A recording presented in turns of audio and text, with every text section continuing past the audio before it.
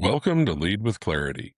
This is a space for leaders who want to grow without losing themselves in the process. Each episode is a short reflection on leadership, influence, and the inner work that shapes how we show up for others. It's not hype, not noise, just clear thinking for the journey of leading well. Today's episode is entitled Love Over Fear, the leadership principle Herb Kelleher built an airline on. Here we go.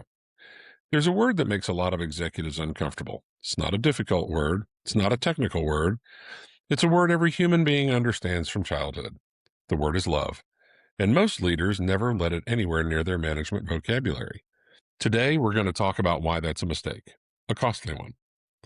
Herb Kelleher said it plainly when he said, "A company is stronger if it is bound by love rather than by fear." Kelleher was the co-founder of Southwest Airlines.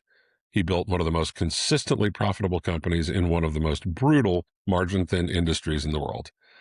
He did not do it with complex strategy alone. He did it by caring, deeply and publicly, about the people who worked for him. I worked with a leader some time ago who ran a high-performing sales team. Numbers were strong. Quotas were being hit. By every external measure, things looked good. But when I started listening to how this leader talked about the team, and more importantly, how the team talked about the leader, the picture changed.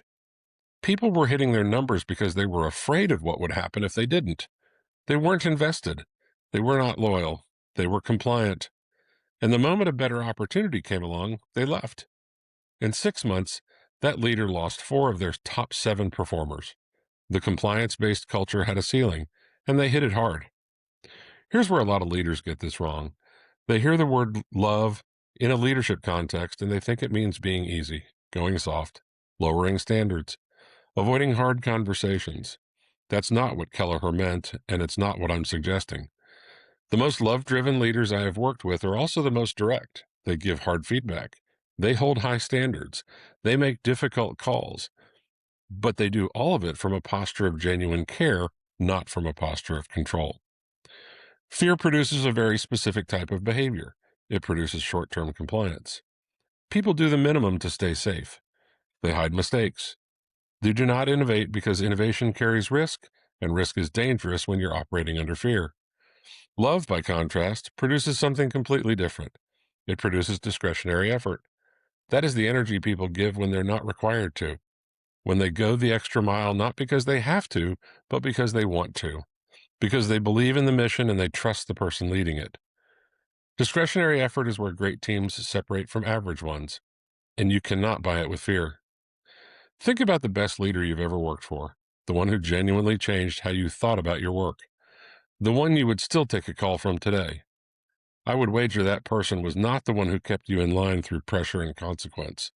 I would wager it was someone who made you feel seen, who made you believe your contribution mattered, who invested in your growth, not just your output. That is a love-based leader, and that is the kind of leader worth becoming.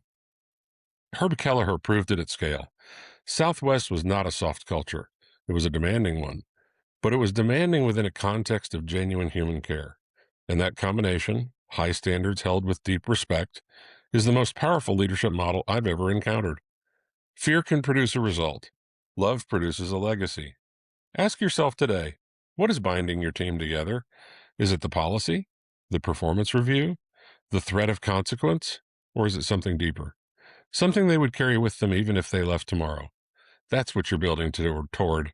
That's what it means to lead with clarity.